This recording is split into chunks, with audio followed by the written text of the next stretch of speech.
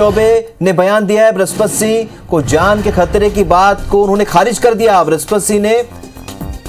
ना एफआईआर में और ना ही पार्टी के सामने और ना ही सीएम के सामने मंत्री को लेकर कोई शिकायत की है।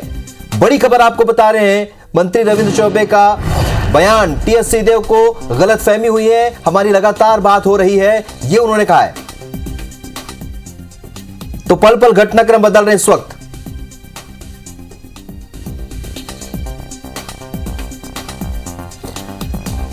तो इस वक्त की बड़ी खबर आपको बता रहे हैं,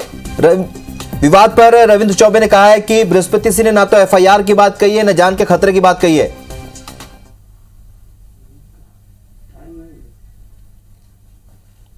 प्रश्न केवल ये था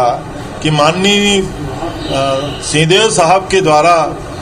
चलते हुए वक्तव्य के तत्काल पश्चात उसमें टिप्पणी करके वो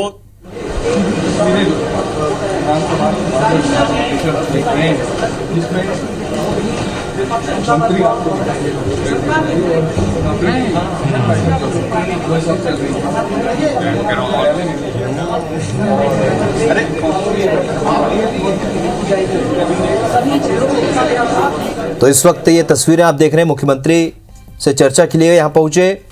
टीएस सिंहदेव, और ये बेहद अहम घटनाक्रम, क्योंकि लगातार इस पर मीडिया की नजरें बनी है, लोगों की नजरें बनी हुई है और पल पल की अपडेट्स भी हम अपने दर्शकों तक पहुंचा रहे हैं। तो अब से कुछ देर पहले वापस वो सदन लौटे टीएस सिंहदेव और उसके बाद मुख्यमंत्री से चर्चा की बात उन्होंने कही। राजेश मिश्रा हमारे सहयोगी इस वक्त लगातार इस खबर पर बने हुए। राजेश, अब क्या होगा, क्योंकि रविंद्र चौबे कह रहे हैं कि ना तो बृहस्पति सिंह ने कहा है कि उनकी जान को खतरा है और ना ही उन पर एफआईआर की बात उन्होंने कही है, तो ऐसे में अब आगे क्या होगा, क्योंकि अगर रविंद्र चौबे ऐसे करें तो?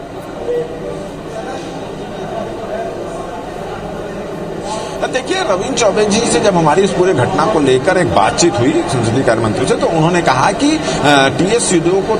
थोड़ा सा भ्रम हुआ है और इस संबंध में लगातार उनकी जो है बृहस्पति सिंह और टीएस सिंहदेव से चर्चा चल रही है और जल्द ही टीएस सिंहदेव से चर्चा करके पूरा मामला शांत हो जाएगा। और उन्होंने कहा कि थोड़ी सी भ्रम की स्थिति यहाँ पर निर्मित हुई है। और उन्होंने ये भी कहा कि इस मामले में जो आज गृहमंत्री का बयान आया था, वो गृहमंत्री का बयान कल मुख्यमंत्री ने निर्देश दिया था कि इस पूरा जो घटनाक्रम हुआ था, जो बृहस्पति सिंह पर जो हमला हुआ था, उसको लेकर सरकार का बयान आना चाहिए और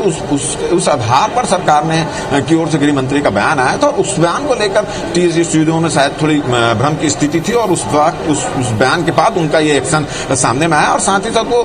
उन्होंने ये भी कहा कि इस पूरे मसले पर टीएस सिंहदेव से लगातार उनकी बातचीत हो रही है और बातचीत करके पूरा मामला शांत कर दिया जाएगा। और इसका असर भी दिखाई दिया कि कुछ देर बाद ही 2 कैबिनेट जो मंत्री हैं, उनका फोन टीएस सिंहदेव जी के पास पहुंचा। वो बंगले में थे और बंगले से फिर वो निकलकर विधानसभा पहुंचे और विधानसभा जब वो पहुंचे तब हमारी उनसे बातचीत हुई। तो उन्होंने कहा कि फिलहाल इस घटना के संबंध में वो नहीं कहेंगे, जो कहना था उनको सदन के अंदर कह चुके हैं। मगर उन्होंने ये जरूर बताया कि 2 मंत्री कैबिनेट मंत्री के बुलावे पर वो मुख्यमंत्री से यहाँ पर मिलने आए थे। यहाँ पर आकर विधानसभा के कक्ष में विधायक विधानसभा अध्यक्ष से भी उन्होंने बात की और अभी कैबिनेट मंत्रियों के साथ मुख्यमंत्री के कक्ष में उनकी जो है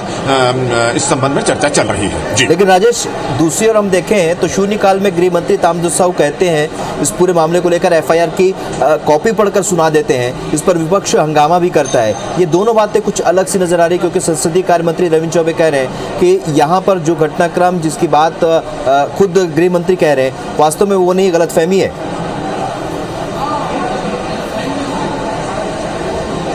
देखिए, इसमें 2 तरह की बात आ रही है। जो गृह मंत्री ने जो एक बयान दिया आज सदन में रखा, वो बयान ये था कि अपना बृहस्पति सिंह के काफिले पर हमला होता है, इस मामले में उनकी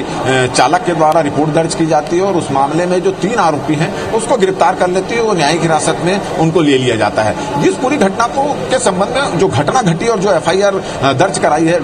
बृहस्पति सिंह ने, उसके बृहस्पति के चालक ने जो दर्ज कराई, उस मामले में उन्होंने बातचीत किया और यही जब वक्तव्य आया तब टीएस सिंहदेव इससे थोड़ा सा व्यथित नजर आया, नाराज हुए, दुखी हुए और भावुकता में उन्होंने भावुक होकर उन्होंने यह कह दिया कि जो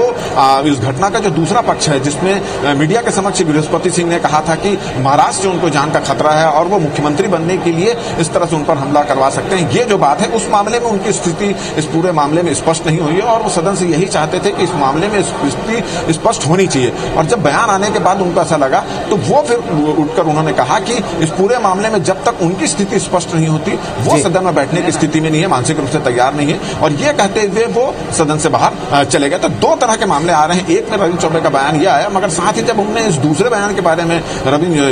के बारे में कहा, तो उन्होंने रविंद्र चौबे ने कहा कि इस मामले में टीएस सिद्धू जी को कुछ भ्रम हुआ है और उस बातचीत के जरिए पूरा जो उनका जो गलतफहमी उसको दूर कर ली जाएगी, और उसी की प्रक्रिया अभी यहाँ पर मुख्यमंत्री के साथ जो कैबिनेट मंत्रियों की बैठक हो रही है उसमें चल रही है। जी बिल्कुल राजेश, अगर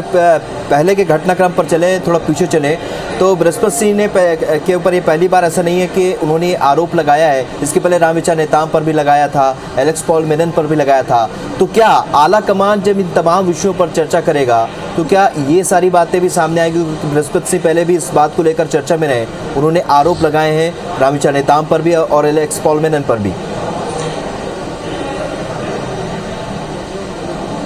जी बिल्कुल, अगर हम बात करें बृहस्पति सिंह को तो बिल्कुल निश्चित रूप से पहले जो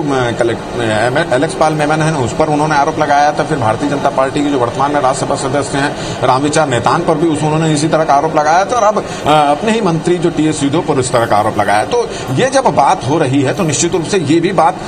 चर्चा में सामने में आएगी और ये भी सवाल जवाब यहाँ पर होगा। मगर अगर हम बात करें, ये जो बात सामने में आई है, बृहस्पति सिंह ने जो एक बात कही थी कि महाराजा से की जान को खतरा है और मुख्यमंत्री बनने के लिए उन पर हमला करा रहे हैं, ये जो बात सामने आई है, निश्चित रूप से इसको लेकर पूरे प्रदेश की सियासत में भूचाल सा मचा हुआ है। और सरगुजा क्षेत्र के लोग, अम्बिका क्षेत्र के लोग तो अब इस मामले में बृहस्पति सिंह के खिलाफ कार्रवाई की मांग कर रहे हैं। तो निश्चित रूप से जब ये बात होगी, पार्टी फोरम में बात होगी, तो ये बात भी सामने में आई होगी। कल पीएल पूनिया जो इस पूरे मुद्दे को लेकर विधानसभा एयरपोर्ट से विधानसभा आए थे, तो उन्होंने भी इस संबंध में बृहस्पति सिंह से और चिंतामणि महाराज से और